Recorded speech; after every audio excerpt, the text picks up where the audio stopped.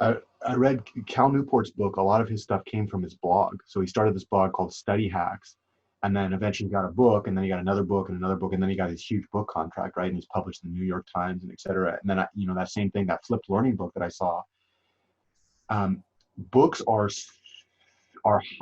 resource intensive products, right? Like the amount of energy that it takes to create a book is much higher than the amount of money that we have up front in order to do that.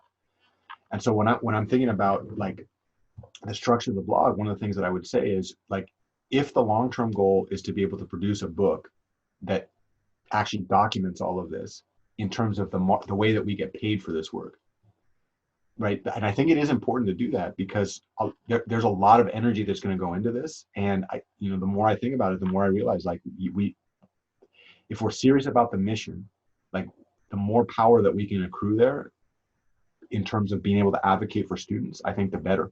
Because otherwise what happens is like, this is a pet project and it's never taken seriously by the institutions that work there, right? And I think students deserve better than that. And so when I'm thinking about the blog itself, what I would say is this is our chance to start to work out some of the kinks behind that larger process.